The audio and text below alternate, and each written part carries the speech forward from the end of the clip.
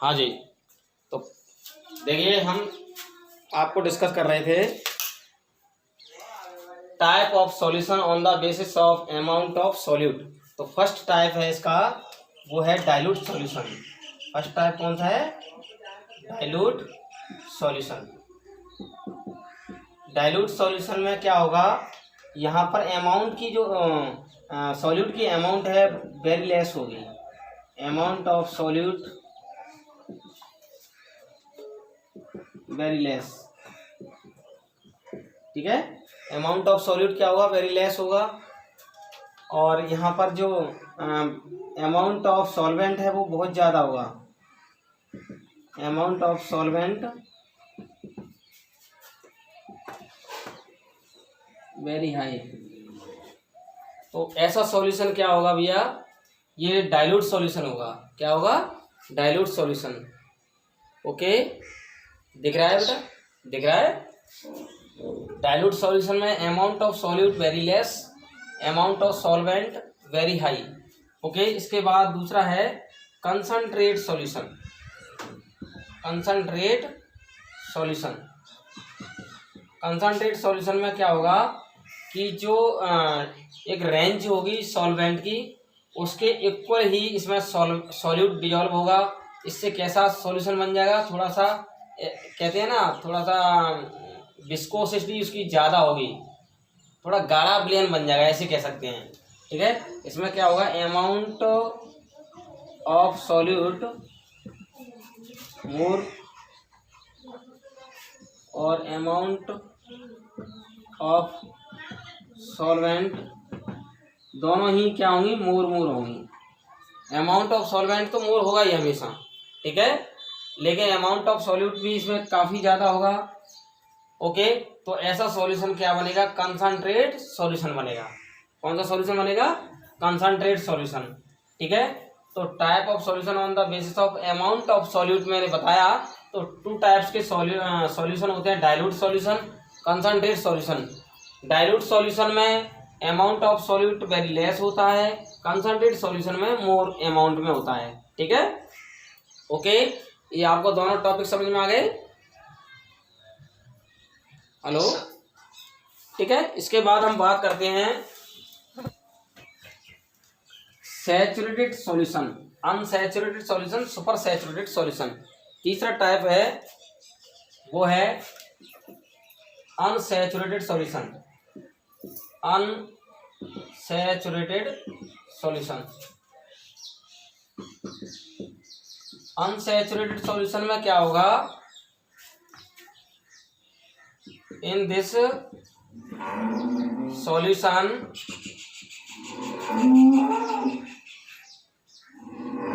amount of solute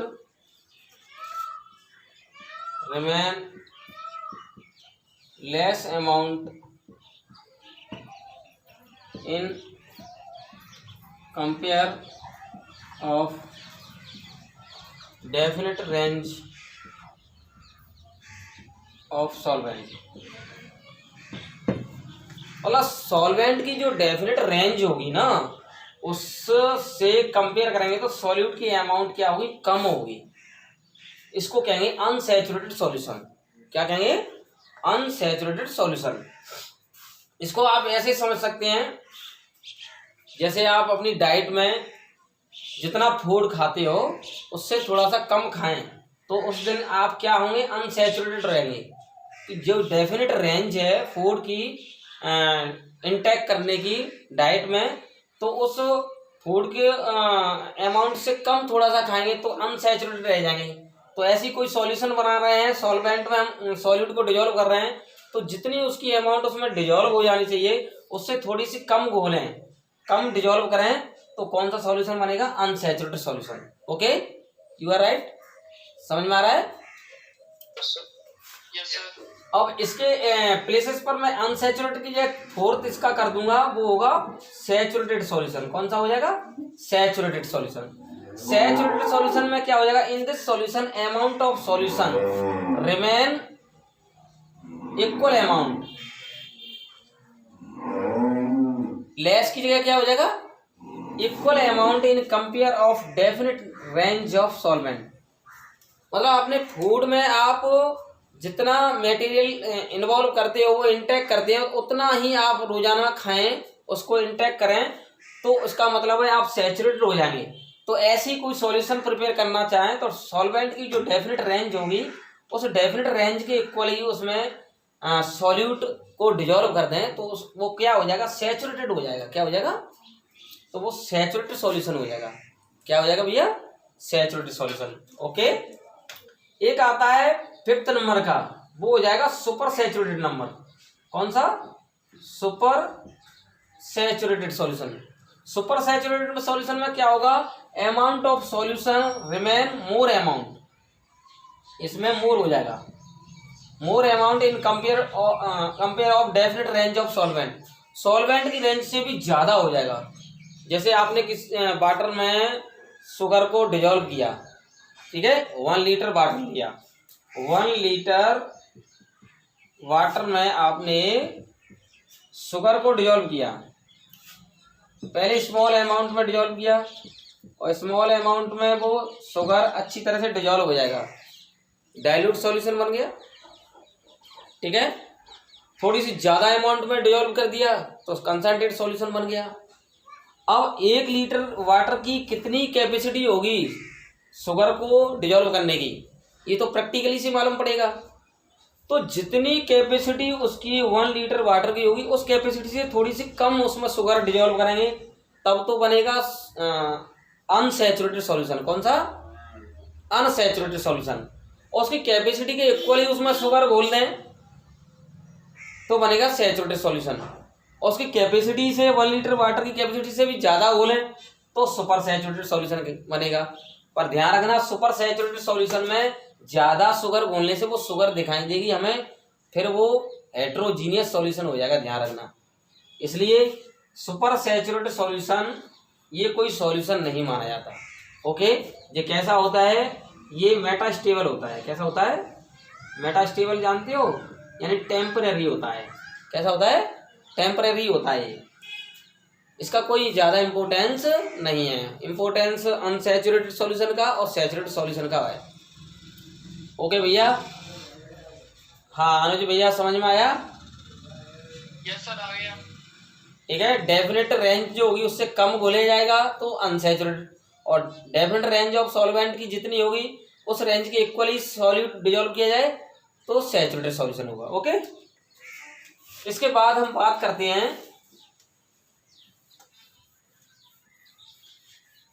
concentration.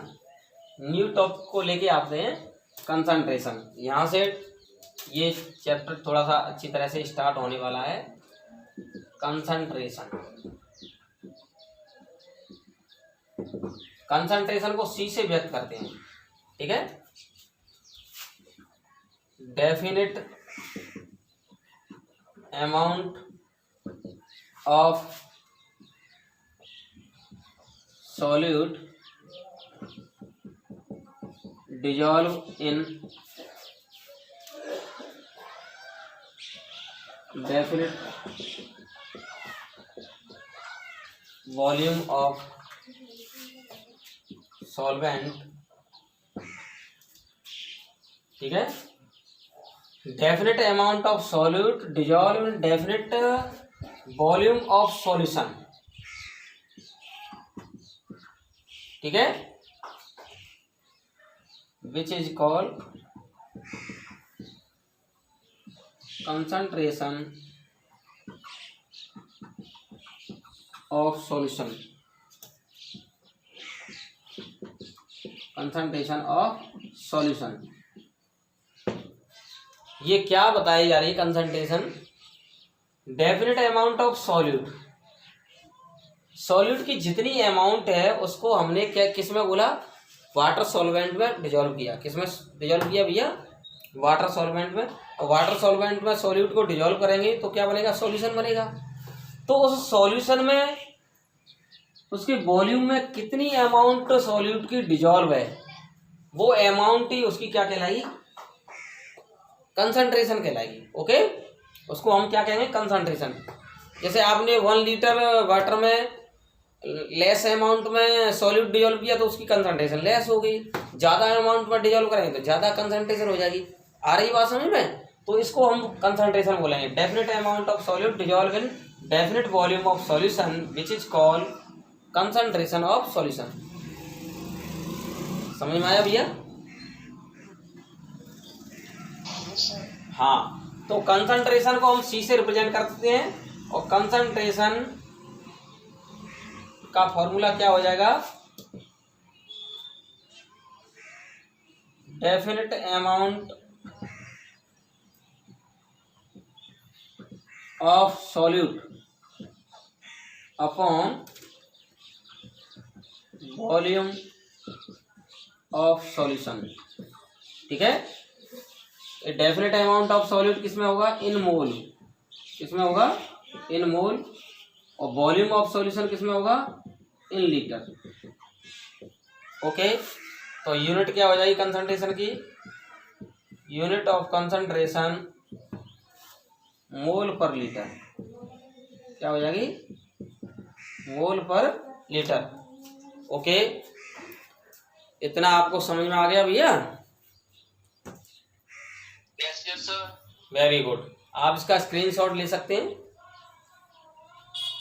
ये important topic है थोड़ा।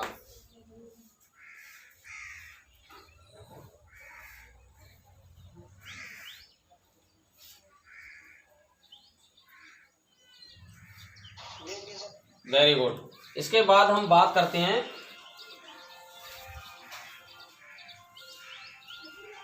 Type of concentration. किसकी बात करते हैं? Type of concentration.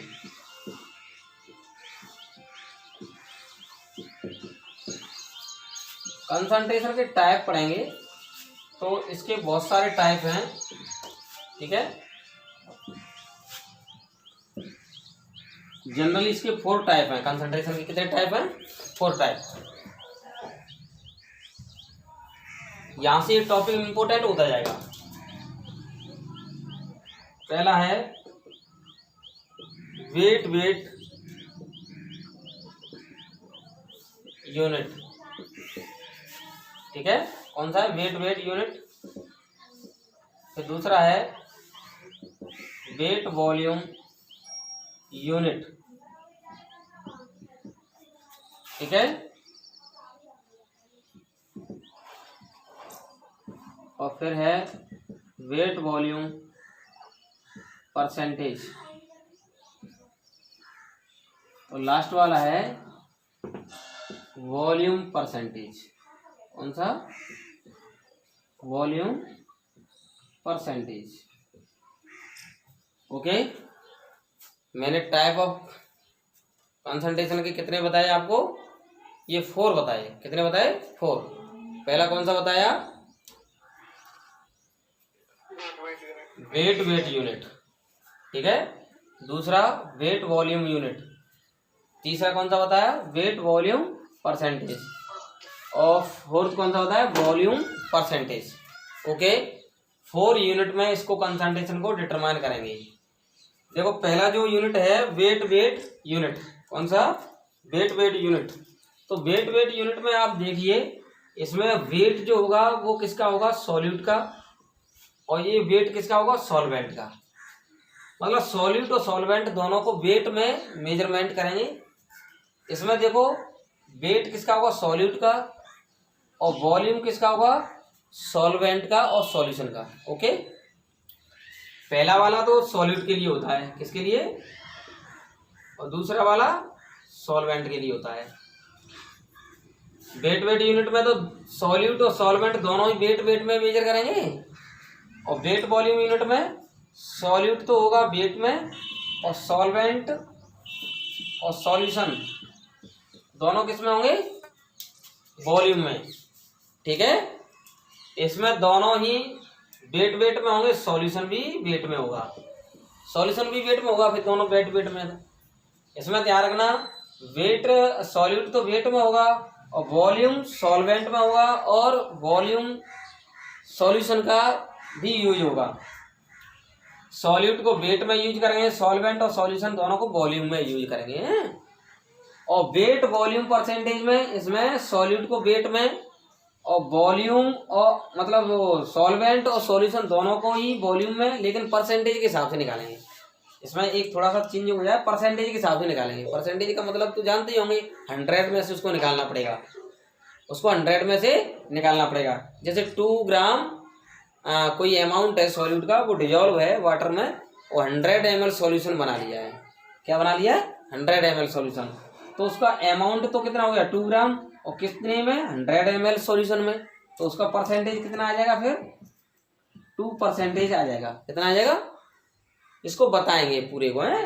Volume percentage में सॉल्यूट और सॉल्वेंट दोनों ही वॉल्यूम में होंगे, इसमें भी परसेंटेज में निकालना पड़ेगा। ओके, ये 4 यूनिट मैंने आपको बताए।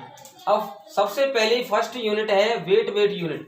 इसको हमें एक्सप्लेन करना है। क्या करना है?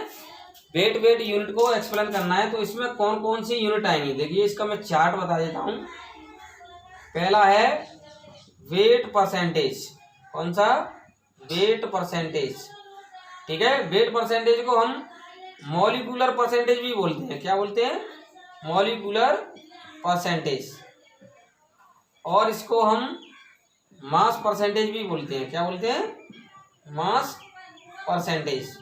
ओके भैया, आई बात समझ में? एक यूनिट तो ये आएगी इसमें। दूसरी यूनिट इसमें क्या आएगी भैया? इसमें दूसरी आएगी मोलैलिटी। क्या आएगी? मोलैलिटी। इसको स्मॉल m से दर्शाएंगे। तीसरी आएगी ppm। ppm को बोलते हैं पार्ट्स पर मिलियन। पार्ट्स पर मिलियन। फिर आएगा ppb। ppb को बोलते हैं पार्ट्स पर बिलियन। पार्ट्स पर बिलियन। और फिर लास्ट आएगा मोल फ्रैक्शन। कौन सा आएगा? Mole fraction. इसको x से रिप्रेजेंट करते हैं। ओके, आपको ये दिखाई दे रहा है? अब दिख रहा है बेटा? दिख रहा है सर। मोल फ्रैक्शन है लास्ट वाला। क्या है?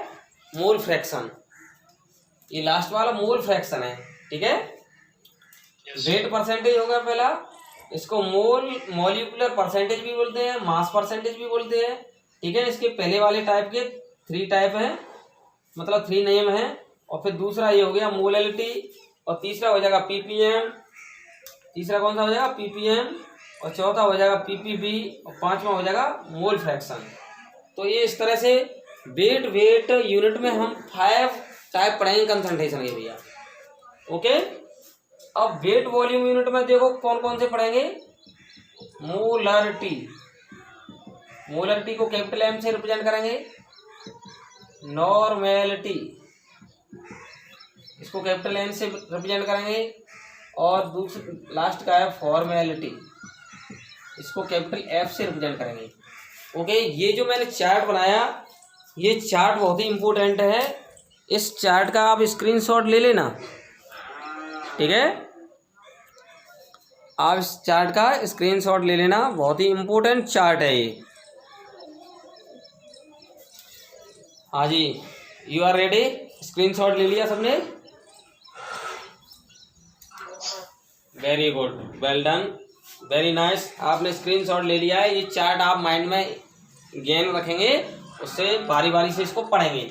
सबसे पहला हम वेट यूनिट हेडिंग डालते हैं। ओके, तो पहला टॉपिक है वेट यूनिट। कौन सा है? Weight unit. अब इसको हम डिटेल पढ़ेंगे। Wait unit. वेट यूनिट में क्या होगा? सॉल्यूट और सॉल्वेंट दोनों ही वेट में यूज होंगे। ये मैंने आपको बता ही दिया। ठीक है, वेट यूनिट में सॉल्यूट एंड सॉल्वेंट दोनों ही वेट में यूज होंगे। इसमें फर्स्ट जो हमने पढ़ा था वो कौन सा था? Wait percentage. इसके और भी नाम आपको बताए थे। इसको रिप्रेजेंट करने का तरीका है परसेंटेज W/W। परसेंटेज W/W से इसको रिप्रेजेंटेड करते हैं।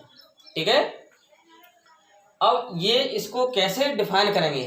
100 ग्राम सॉल्यूशन में 100 ग्राम सॉल्यूशन में, एक सेकंड, अब दिख रहा है बेटा, 100 ग्राम सॉल्यूशन में कितना सॉल्यूट की अमाउंट डिजॉल्व है, वो क्या कहलाएगी? Weight percentage. The definite amount of solute, amount को हम मास भी कह सकते हैं, क्या कह सकते हैं? Mass. The definite amount of solute dissolve in 100 gram amount of solution. Okay, the definite amount of solute dissolve in 100 gram amount of solution which is called weight percentage. Okay, उसको वेट परसेंटेज बोलेंगे भैया। क्या बोलेंगे? Wait percentage. तो definite amount of solute वो dissolve हो किसमें? 100 gram amount of solution में, वो उसके वेट परसेंटेज कहलाएगा। और वेट परसेंटेज को हम मॉलिक्यूलर परसेंटेज भी बोलते हैं, और क्या बोलते हैं भैया? वेट परसेंटेज को मास परसेंटेज भी बोलते हैं। हाँ, इसको परसेंटेज W/W से रिप्रेजेंट करते हैं। 10% W/W equal amount of solute. ठीक है, अमाउंट की जगह पे हम मास भी ले सकते हैं। क्या ले सकते हैं? Mass of solute. ठीक है, ये किसमें होगा? इन ग्राम, और नीचे क्या हो जाएगा? अमाउंट ऑफ सॉल्यूशन, ये भी किसमें होगा? ये किसमें होगा? इन ग्राम। ठीक है, और ऊपर 100 का मल्टीप्लाइकेशन हो जाएगा। आगे बात समझ में? ये फॉर्मूला हो जाएगा भैया। ओके, चलो इसका स्क्रीनशॉट ले लो। अच्छा, ये तो पता होगा आपको कि सॉल्यूशन किससे मिलके बना होता है? सॉल्यूट और सॉल्वेंट से। ठीक है, तो यहाँ सॉल्यूशन में दोनों आ जाएंगे, सॉल्यूट और सॉल्वेंट। चलो एक न्यूमेरिकल सॉल्व कर लेते हैं। आप इसका स्क्रीनशॉट ले चुके हैं? Yes sir. Very good, screenshot ले लिया। ठीक है, इसके बाद मैं देखता हूं कि इसका न्यूमेरिकल, तो न्यूमेरिकल मैं आपको बता रहा हूं।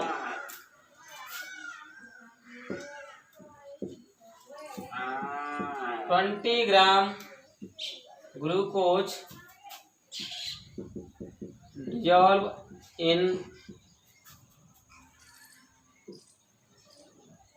dissolve in 80 gram water solvent to give 100 gram solution। 100 gram solution। 10 determine mass percentage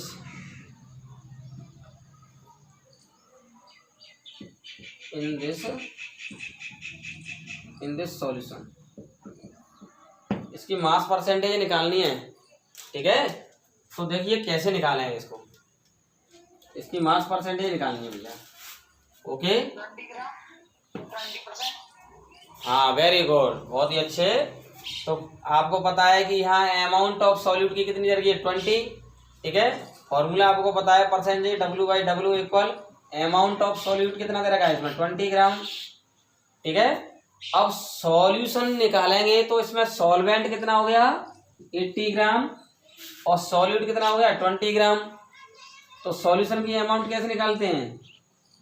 amount of solution equal amount of solute plus amount of solvent. मतलब हम amount of solute and solvent दोनों का add कर देंगे। Amount of solute कितना है 20 ग्राम, और solvent का कितना है 80 ग्राम, तो कितना हो गया 100 ग्राम हो गया solution.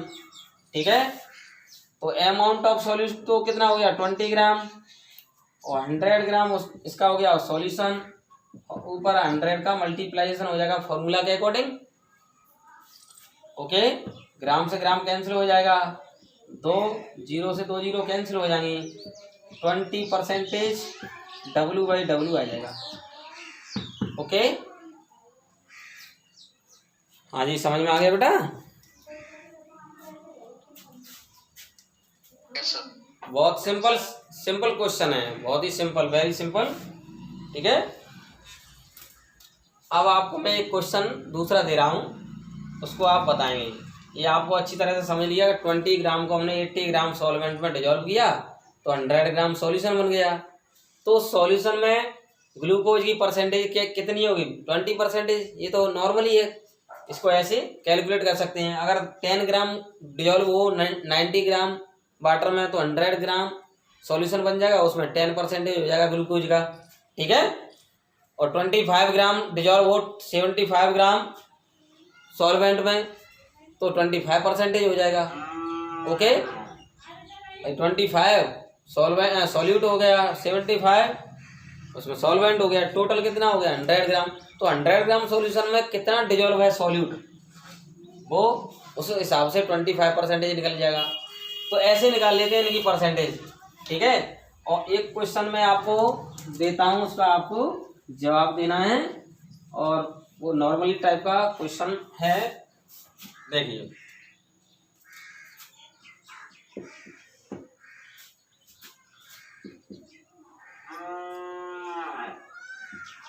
How do you mean of 25% W/W glucose solution. मतलब ये मैंने दिया है question, how do you mean, hello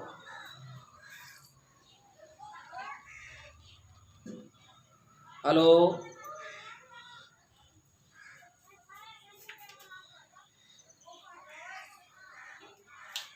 तो इसको देखेंगे तो इसका मीन समझेंगे। तो इसमें देखिए, तो यहाँ अमाउंट ऑफ सॉल्यूट कितना हो गया, अमाउंट ऑफ सॉल्यूट 25 ग्राम हो गया। ठीक है, अमाउंट ऑफ सॉल्वेंट कितना हो जाएगा 75 ग्राम हो जाएगा। ठीक है, और अमाउंट ऑफ सॉल्यूशन कितना हो जाएगा, ये 100 ग्राम हो जाएगा।